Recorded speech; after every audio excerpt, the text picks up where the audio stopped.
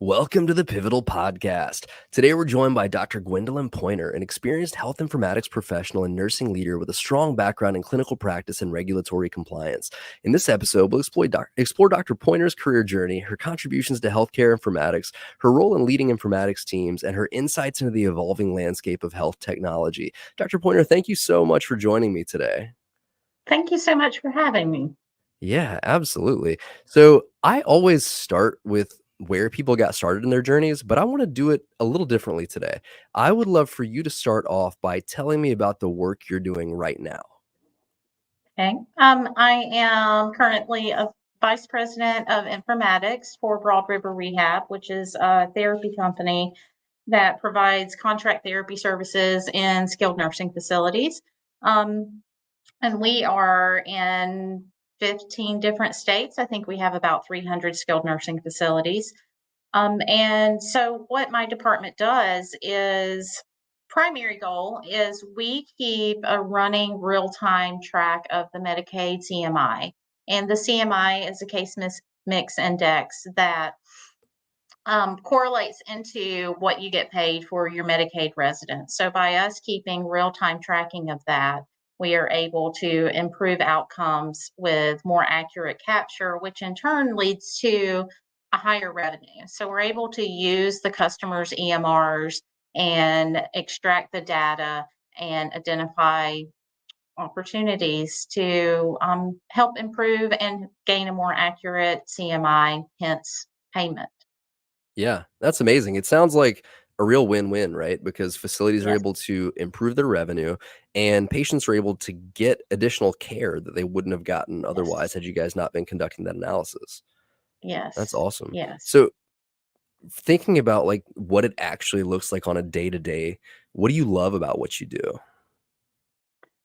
The flexibility. I've had the ability to build my department from the ground up. The flexibility to work remotely, and really just put the processes in place with the input from the team that work the best and that are the most efficient. I think really Yeah. having that individuality to build this from my brain processes and my ideas. And then as we brought team members on, the collaborative effort has really been what I love most about it. Yeah, that's amazing. Because you were literally the first informatics person in the company? I was it. Yes. When Wow. I started, we had 40 buildings. Wow. And yes, yes. So it was a very broad idea that the owners of the company wanted and brought me in on. And it really wasn't tracking CMI. That just kind of evolved in a very quick period of time of, hey, we do have the ability to real time track this and impact it in the current quarter rather than retro looking back at what was not caught previously and making plans to move forward. So I like to say it's preventing the fire, not putting out the fire. Yeah. Yeah, that's a way better option for sure. Yes. Um, Yes. so now let's kind of go back through this. Uh, Initially, you considered a career in teaching, right? You found that wasn't going to be Right. the right fit. So Right. can you tell me how nursing came about and what sparked your passion for working in these skilled nursing homes and these skilled nursing facilities? When I first went to college, I spent a year thinking I was going to get a teaching degree. Found out very quickly, teaching is my passion. Kids are not my passion. And whenever I came home, a little bit lost that summer, um, not sure of what direction I needed to take. My mom suggested I go to CNA classes.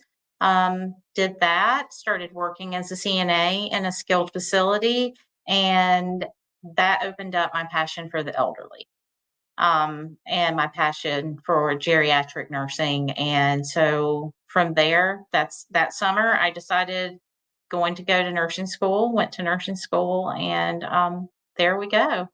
It just Yeah. really sparked that. Geriatrics is a very underserved population, so I really enjoyed being able to do my part in that. Yeah. And I would imagine with baby boomers now, we've got like the largest generation approaching that age, right? So there's probably a Yes, more massive demand than ever before.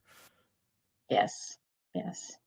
So thinking about your early experiences in different nursing roles like floor nurse and director of nursing, how did those lead you to where you're at now, or how do they prepare you for clinical informatics? To have I've done so many nursing roles in the skilled nursing and long-term care environment. I've been floor nurse, unit manager, staff development, MDS nurse, assistant DON, DON. And I think being able to have an understanding of how each one of those roles function and then how they also cross over into the interdisciplinary team. So dietary, social work, and how everyone functions amongst that. EMR has really brought all of that together versus each department being a separate entity. Now the EMR can just pull it in together.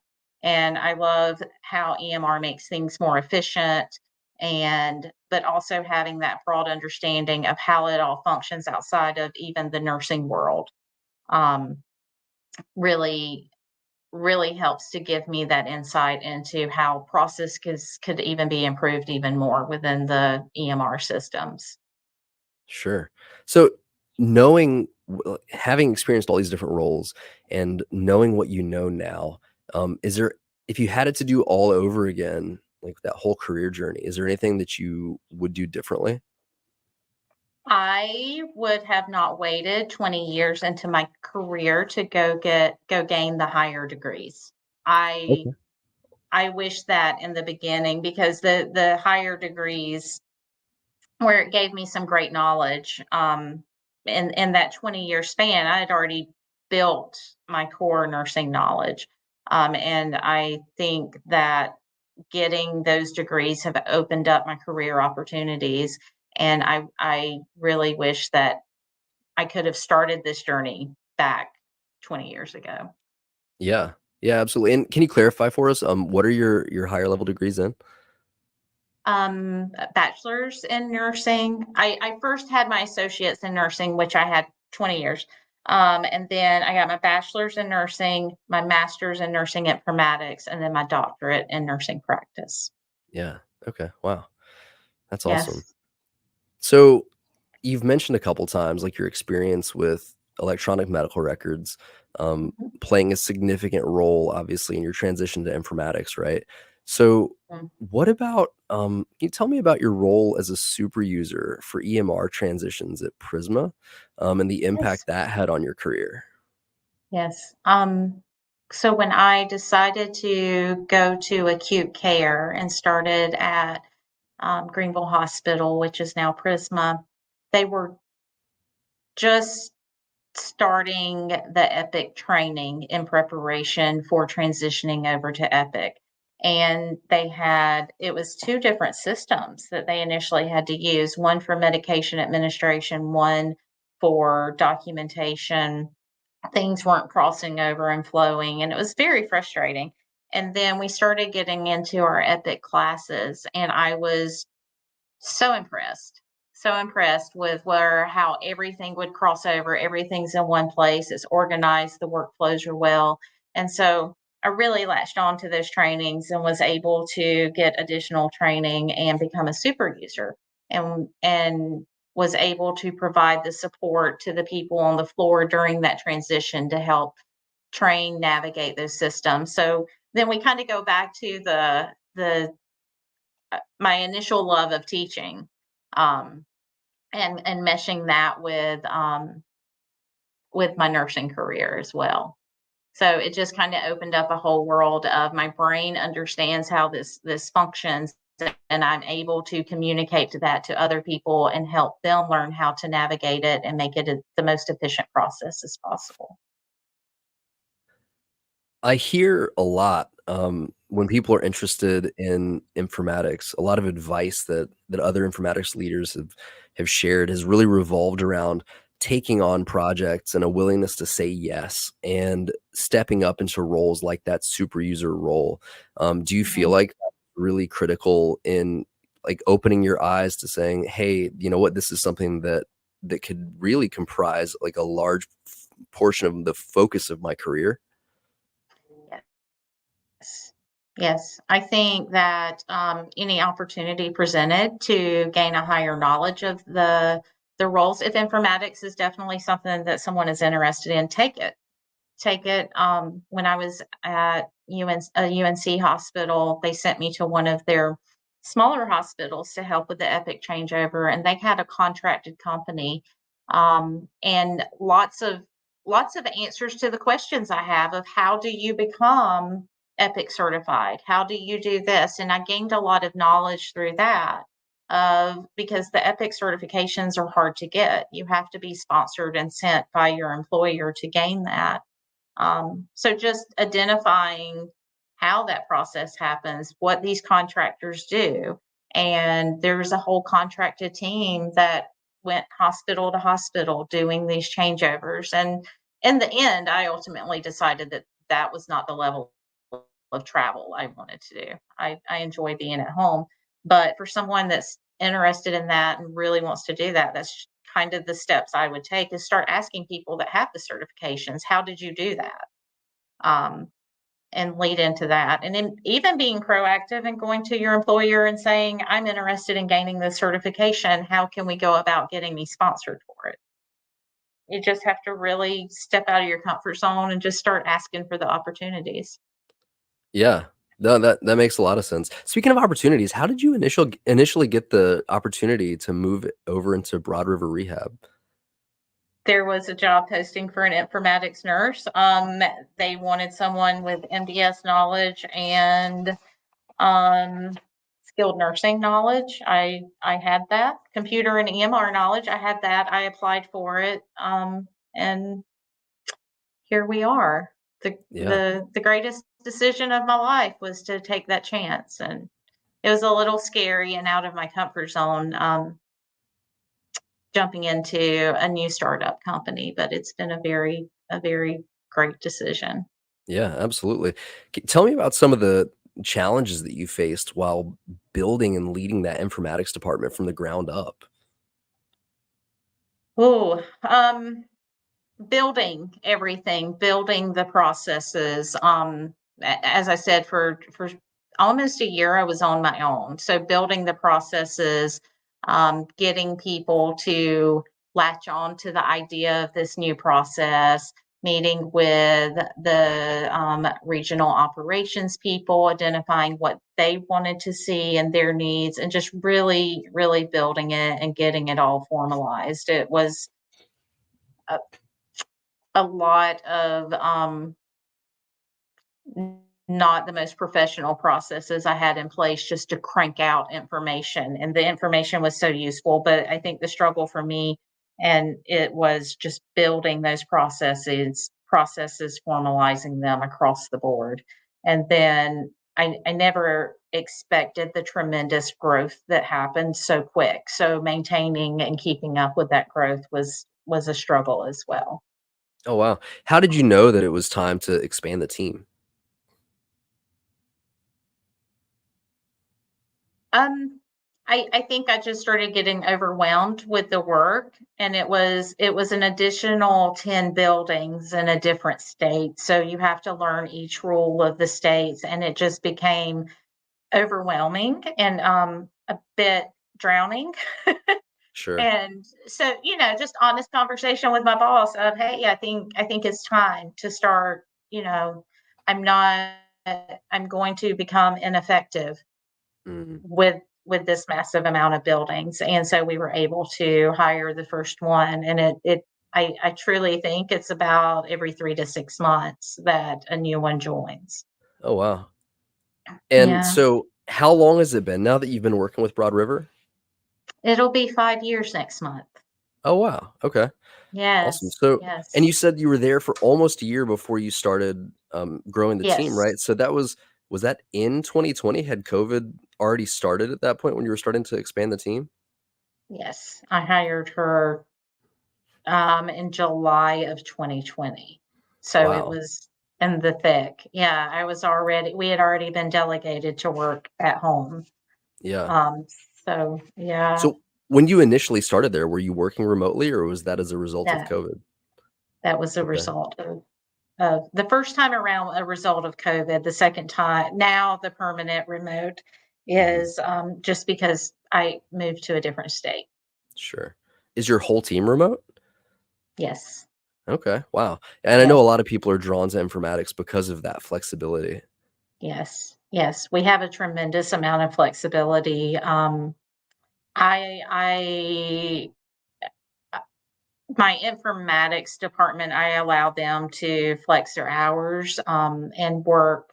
They do have deadlines to get their reporting out, um, but they're allowed to pick what days they want to work and really flex that. And I think that leads to a huge employee satisfaction. Um, Oh, yeah, absolutely. Having yeah, agency over how you spend your day and structure your week and everything and right. adapting that to your needs and your family situation. It's really empowering and people probably feel very valued giving that sort of being given that sort of autonomy. Yeah, Yes, that's they awesome. are completely. One of them just mentioned to me today how she just had a massive amount of PTO because she's able to flex and do what personal things may need to be done during the day, doctor visits or this or that, and really hasn't had to use PTO. Yeah, that's So huge. it's yeah, yeah, it's a great environment to be able to work in. So, what is it bringing somebody new on every 3 to 6 months and in that remote environment? Mhm, I know you talked about having to put a lot of processes in place, right? What does the mhm. onboarding process look like for new team members for your informatics department? And how do you so you've got onboarding for new team members, and then how do you also ensure ongoing professional development for your current team? To onboard a new team member, our process at the moment is the first day is spent at corporate office, just simply getting equipment, getting logged on to things, making sure everything works, going through the shared drive and showing them where things located, getting all the logons needed. And then moving from there, I set aside a couple of dedicated days to meet in person, halfway. If they live far from me, if they live close to me, then um, and then I try to pair them up based off of their state rules. So whatever state they may have, someone that is also in that functioning in that state or someone that has a similar state. And I kind of pair them up with a mentor so that person is available to them. And then for my entire team, I have weekly one-on-one calls. Set up with them so that any education needs that had been identified during that week, say operations has bounced back and said, hey, we would like to see this versus this, or any rule changes because the rules of MDS change constantly, then we're discussing that on those weekly touch base calls. Okay. And then every 3 months, I like to get them all together to meet so that they can see, their coworkers, because most of this is via Zoom or via telephone, and really to build that team environment and get to see each other every so often. So is that an in-person every few months? Mhm. Oh, cool. Yeah, that's Yes. awesome. That definitely Yes. helps to build that team camaraderie for sure. Right. Um, Right. so you mentioned MDS and continuing education.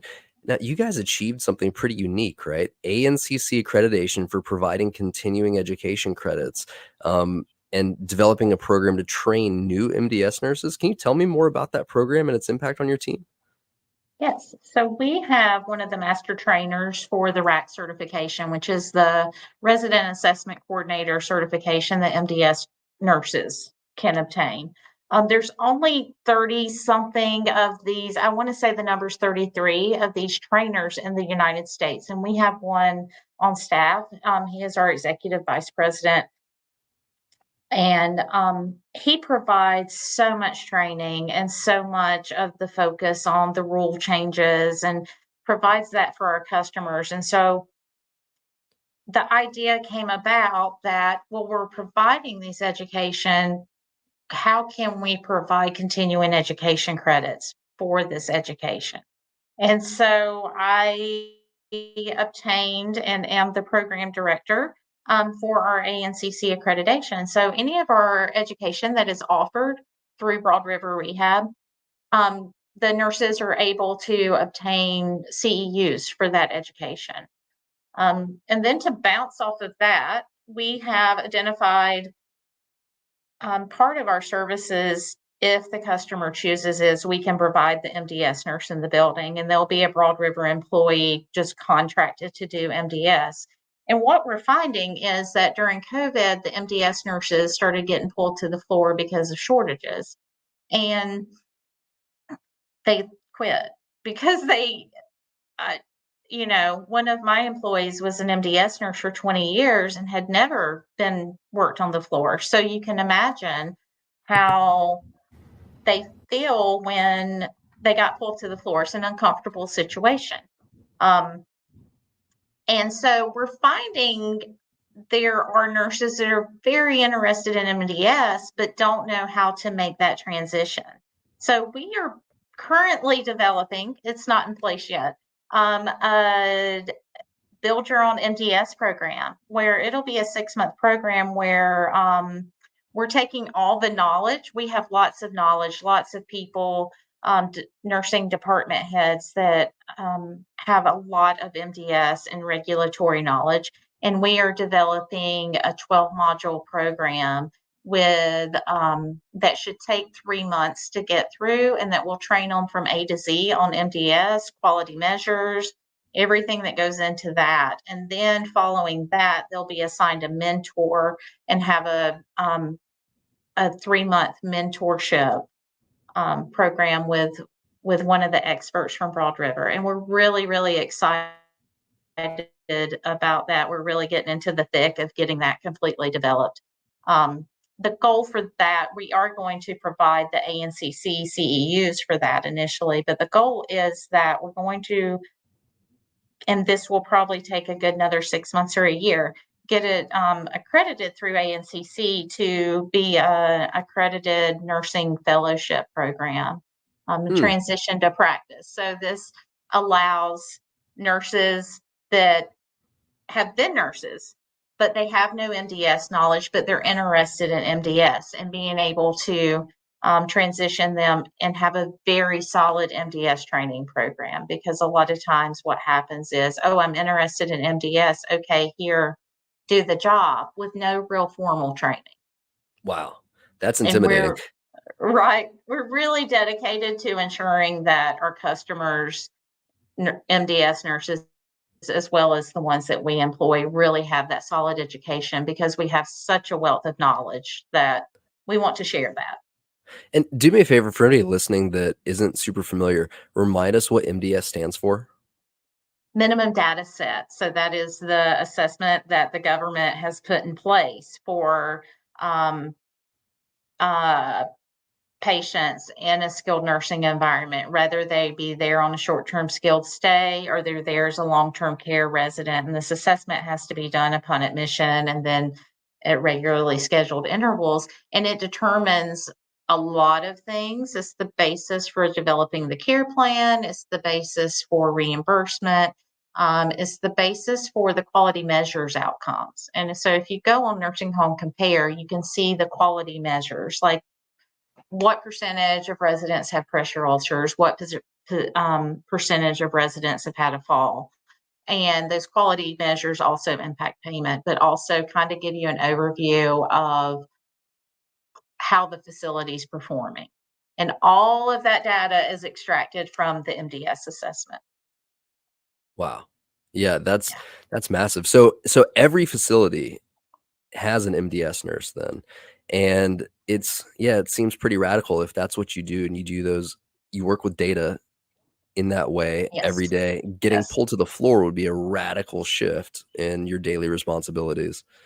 Yes, it's all very time sensitive. Like the federal rules are very clear, and like how long do you have to close this assessment? How long do you have to do the care plan? So you can imagine if this MDS nurse had to go work on the floor and the backlog that would occur.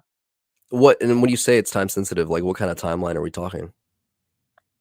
So like say you get a resident admitted for a Medicare stay, you have to do that initial assessment by day 8. Mm, Beyond that, you have 14 days to actually complete it and close it and do a comprehensive care plan. So you've got to care plan all of the issues or care plan, that plan of care that directs the care the resident receives. Um, and it to give it in reference of one patient doesn't sound like a lot, but a perfect example is a facility that just had 25 skilled admissions in 1 week. So that was 25 assessments that had to be opened and set. And in that case, you're going to have multiple MDS nurses in that building. But could you imagine if those MDS nurses were getting pulled to the floor, what would happen to that constant coming in and admissions of patients? So it's very important that the hyper focus is just the MDS job and that they're not getting pulled to the now, so floor. so And is the MDS it's nurse? unavoidable. Yeah, It's is it? unavoidable in some situations like COVID. Sure, sure, yeah, with the massive shortage for sure. But now the MDS nurse is doing that assessment, but are they also the one that's putting together that care plan? Yes, Wow, so that's part of that. yes. Wow, that's huge. So it's multiple layers to the job. Yes, and Yeah, constant communication with the entire interdisciplinary team. And ensuring things are accurate and correct. So it's a big job.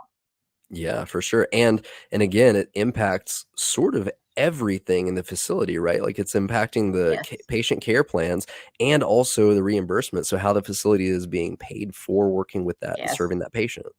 yes, yes. That's huge. So, can you tell me a little bit about the impacts that you've achieved, um, through Broad River Health um, with MDS and, like, how that compares to, like, typical facilities when it comes to their Medicaid patients? Yes, I will use North Carolina as our example. Okay. We our biggest presence is in North Carolina and started out in North Carolina, so that's the easiest way to relate of that case mix index that correlates into your payment. So it's every tenth of a point. Um, estimated, it depends on various factors, but estimated that index every tenth of a point equals $6 per patient per day. Um, and so every MDS goes into this calculation, and the rehab levels are, of course, higher paid or higher in CMI value. So our goal is that we're always on the watch out for how can we set an assessment to capture a more accurate case mix index for this patient. And so in North Carolina, I think the latest state average for CMI was a 1.21. Our facilities in general are at a 1.30 or above, and that is in large part to the constant real time monitoring and identifying opportunities for the case mix index. So we're capturing more accurate case mix index, which therefore increases the reimbursement. Um, Sure. we're also on the back end identifying therapy needs that the therapist may not have picked up on. A resident may have started a new medication that increases their risk for fall, so we can alert them to that, so they can go evaluate them, determine if they need to be picked up, and hopefully mitigate any issues that may arise from that new medication. And Um, with most, Medicaid patients in skilled nursing facilities, they're actually like facilities are actually losing money on those patients Mhm. typically, right? And do you know off the top of your head, or do you have it in front of you, what's the average score for patients in most facilities like that?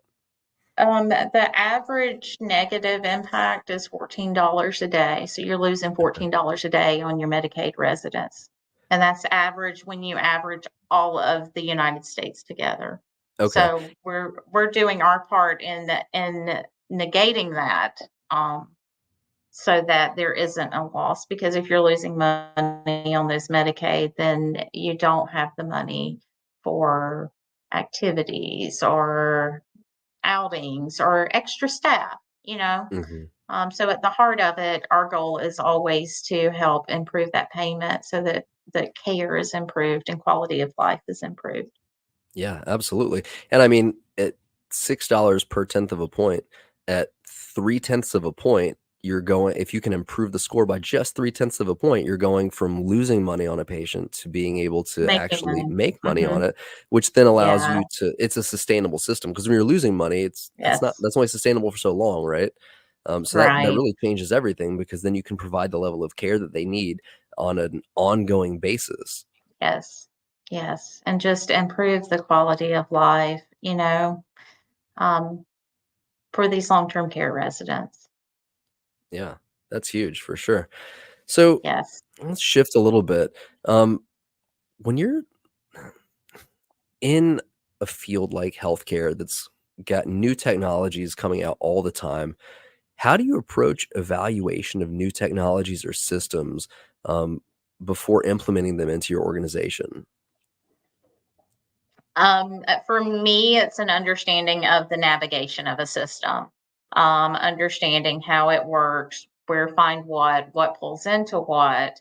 And I really, if there's a new system that we're accessing, I get in there first and start playing around with it to try to figure it out. Then I reach out to leadership of whatever the system is. It may be leader someone within the company that can offer me some guidance.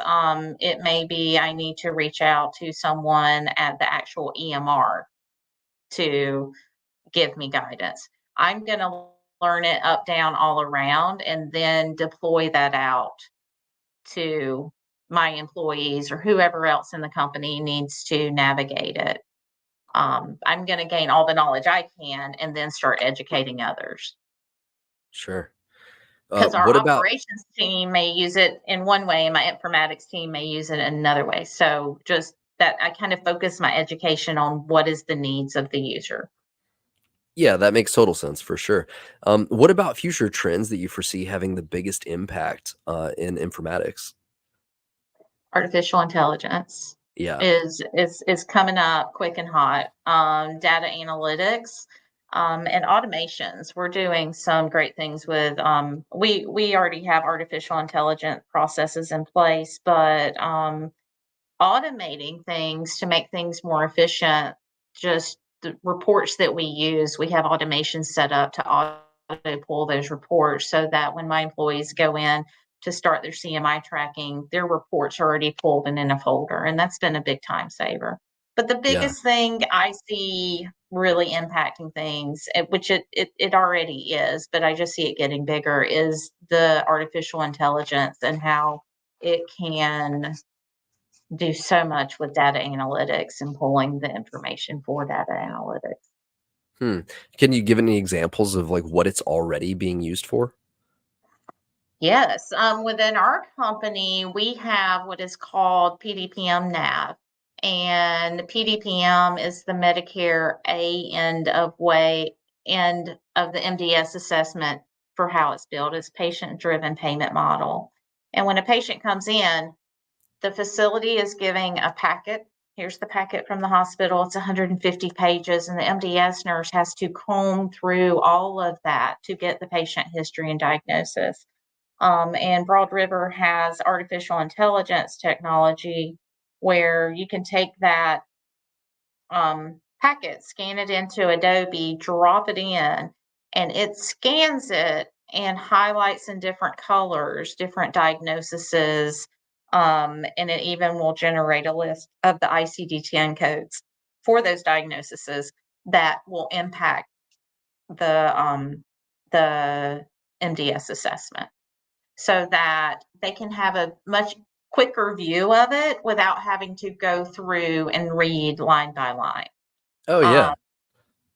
within the acute care environment in Epic, lots of great things are happening. The best example I have is, say a patient comes in with this, and this, and the nurse documents the assessment.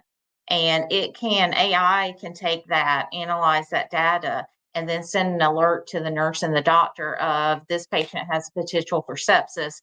Here's a recommended course of treatment. Oh my And gosh. it identifies it so much quicker than it would take for that temperature to actually go up, or those sepsis symptoms to actually present themselves fully to where it's harder to treat. They can catch that much quicker. Wow. And yeah, there's your list of orders already. And the doctor just has to click, click, click, approve. And it's a quicker, more efficient system to identify things as that. They're doing it with potential cardiac arrest, potential stroke, and it's just identifying what the patient came in with, and identifying potential for things to get addressed much sooner and having better patient outcomes. The long-term care EMR systems, PCC, they also have those abilities of, this patient's at risk for rehospitalization, so that you can stay on top of acute things that may be going on with them as well. That's amazing, and it makes a ton of sense because I use ChatGPT, the paid subscriptions where I can upload files and I can drop a ton of information into it and have it analyze it and spit out some sort of results really, really quickly.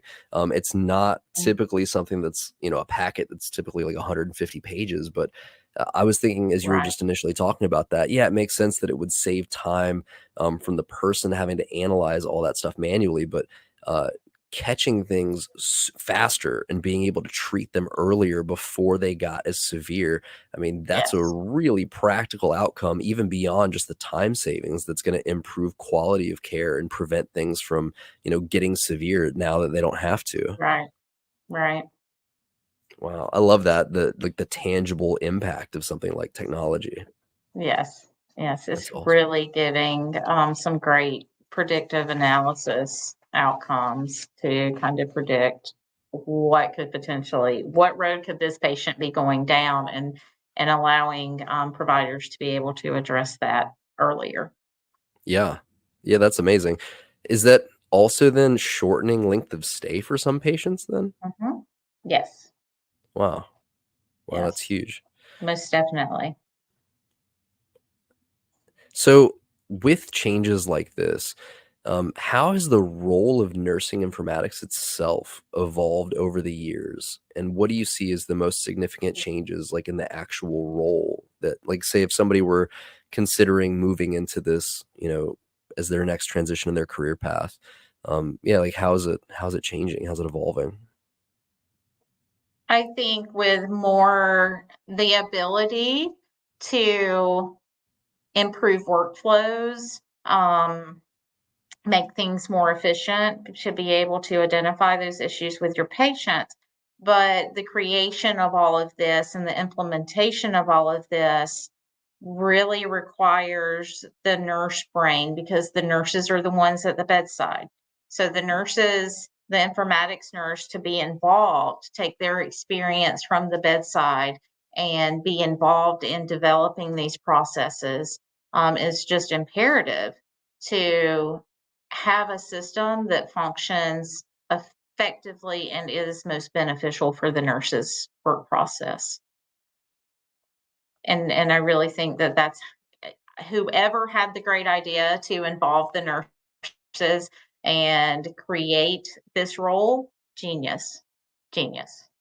Yeah, so because there's real opportunity there, right? I mean, to Yes, leverage that clinical experience to say, "Hey, you're the nurses, you're the ones using the EMR most yes, often, right? How do we improve it to the point that we can reduce burnout, reduce that Yes. cognitive load, reduce just all of these other things, like the administrative burden, basically, uh, Yes. to make you more effective, more engaged, and uh, I don't know, I guess happier in the work that you're doing, right? Because you Yes. you can do more Yes. of what you actually want to be doing, which is patient care, and less of the administrative stuff. Yes. Yes. So EMR has definitely improved workflows, and I think it will continue to improve workflows. yeah, so how do you see that contributing to reducing burnout and then improving retention and overcoming the talent shortage, especially when it comes to nursing and healthcare? Helping to improve the workflows, identifying, I think the biggest thing is identifying those health issues that could occur before they occur. Because if you have a patient crash, you have to call a rapid response. That's sucking up your time, taking time away from your other resident or your other patients. Um, so allowing things to be identified early so that they can be addressed early and don't turn into that detrimental situation that does take a lot of time, reduces that caregiver fatigue and the stress of, we're nurses and we care for people, but there is always that caregiver fatigue where you feel like I didn't do enough and you're beating yourself up. But the technology allows us to be more proactive and feel like, hey, we did prevent this from happening because we got those alerts. Yeah. So the technology itself there in preventing like patients from crashing like that can actually reduce stress because it reduces the stressful events, right? But now, what about managing stress? Do you have strategies that you like to use to manage stress and maintain that healthy work-life balance? Or have you seen certain people on your team who are really effective at that? Um, I tend to make myself take a short vacation every few months just to get away. If I notice that I'm getting that mental fatigue with the flexibility of the job, I am able to step away. That is the great thing about my job. I do have team members that manage it much better than I do. Um, One of them takes trips frequently. She may work while she's on her trip, but she has that flexibility to take the computer with her and go sit by the beach while she's working. Um, Others have hobbies that they enjoy and enjoy spending time with their family. And we definitely, I'm very, very, very proactive with my team about a work life balance. Very proactive that because I think when you do bedside nursing, it's such a staffing shortage that you feel like I have to go in regardless of what's going on over here. And I never wanted to set up that environment. So we just have a very work life balance friendly environment. And then, like I said, I like to get them together every 3 months and we'll do something fun when we get together, just a team bond and have a little bit of fun time together that's not just circulating around work. Yeah, yeah, that's huge. That's super good. At this part of the conversation, I always find myself uh, hearing people talk about that balance between, trips and vacations and things, but then Hmm. also like the daily like hobbies and habits and the different things that we can do. Just because I think in our culture, it's really easy to say, "Hey, I'm gonna like deal with the stressful stuff and work really hard, and one time a year, I'm gonna go take a big trip." Uh, Right, but right, that's not sustainable, like that's not gonna right, get me through the rest of the year, the other 50 weeks of the year, 51 weeks of right. the year, whatever that is. But if we can find opportunities for even just, 10 or 15 minutes a day of something that brings us a lot of joy, whether that's something we do with our families or something that just we do for ourselves, like some sort of hobby, uh, a much more sustainable thing that's going to keep us going and re-energize us on a regular Yes, basis. yes. And I heavily encourage them to um, spend time with their family and go take the trip. And I I really want them to be able to. enjoy their life. And then for me, it's, my granddaughter will come over and I have the ability to take that 30 minutes to go play with her and, break up the monotony of the day and just have a bit of joyful time, and then get back to it. Yeah, absolutely. No, I love that because I used to think to myself, like, 'cause I have young kids. My kids are 3, 5, and 8. And a Right. few years ago, I realized, they would ask to go to a playground in the neighborhood or something. And sometimes I would be tempted to say no initially because, oh, we've only got like 10 minutes to go do that right now or 15 minutes to go do that right now. And as an adult, if you're only going to do something for 10 or 15 minutes, it often seems like, is it really worth it anyway? But for a kid, Right. that's quite a lot of time, I mean, like, that's the Right. standard recess or longer than a standard recess in a lot of schools now, so it's for them, it's like the difference of, "Did I get to do it or not?" And being Right. able to go do that, like, it's worth it, so, yeah, I love seizing those opportunities now when I find them. That's awesome. Right.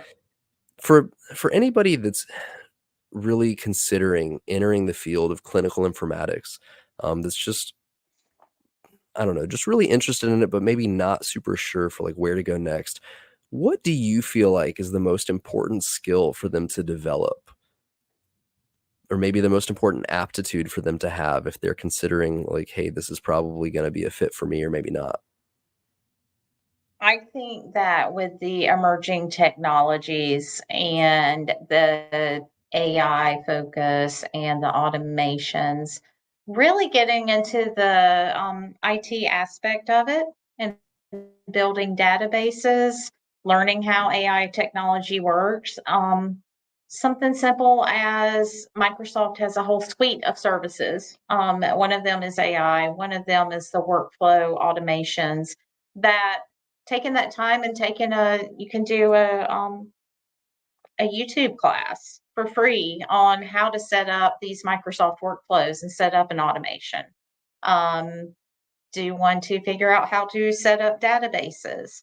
Really, I'm seeing more and more that the requirements for informatics nurses in big organizations are wanting nurses that not only have that nurse knowledge, but also have an IT knowledge of how to build databases, how to extract data into the databases, how to navigate those databases, and how to utilize and implement AI technology and automations. And I think going more of the IT route is going to be the most beneficial for anyone that is really, really wanting to kind of break into the field. That's huge. That's really great.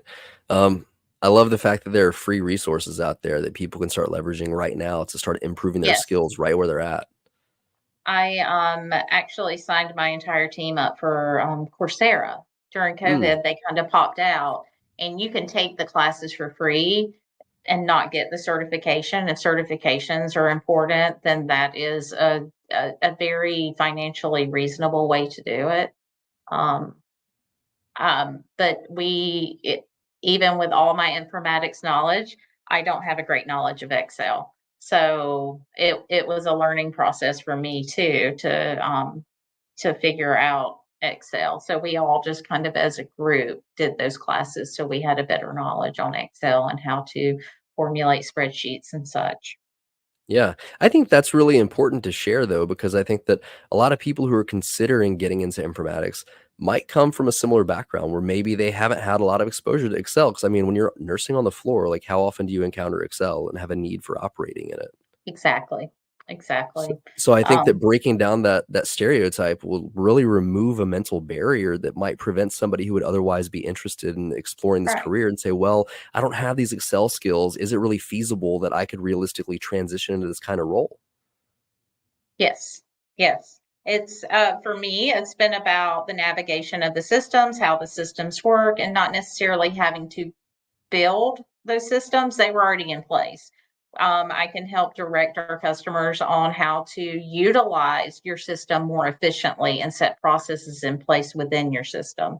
Um, but as far as Excel, I've had to lean on our IT team to build my Excel tracking spreadsheets because my brain just doesn't process that way. And I'm bluntly honest about yes, I have all of this knowledge about how these systems work and how we can improve things. But when it comes to Excel, it's a brain block for me. So I did the classes, I gained some more knowledge, but it's not a requirement in most people's world to have to know Excel. Yeah, that's huge. I love that. We're coming to the end of our time here today, Dr. Pointer. Do you Mhm. have anything else that you'd like to share as maybe a final thought? I don't think so. I think we've Yeah. covered a lot. Yeah. No, I think that today's conversation is going to be really encouraging, and really helpful. And I love it for a number of reasons. Like, people often say, in informatics, that sometimes they have trouble justifying the investment for their organization. And I think our conversation today has really shown how informatics has actually led to increased profitability for your organization, right? And for your clients, Yes. Yes. and better care. And then we've also talked about how you can break down some uh, unhelpful preconceived notions that people who are curious about the field of informatics might have that would prevent them from exploring it further and maybe making a really pivotal career change that could absolutely change the trajectory of the rest of their lives. So I think the information you shared today is going to be so valuable for so many people, and I really, really appreciate you taking the time to share that with us today. Well, thank you for having me. I appreciate you inviting me to come on your podcast. Yeah, absolutely. To our listeners, we'd love to hear your thoughts and experiences on this episode. You can share your comments on LinkedIn or directly on the podcast website at pivotal.buzzsprout.com. And if you know anybody in healthcare who'd find this episode inspiring or beneficial, please share it with them directly. You can stay tuned for more episodes here on the Pivotal Podcast, where you can listen live on LinkedIn or anywhere you get your podcasts. Until next time.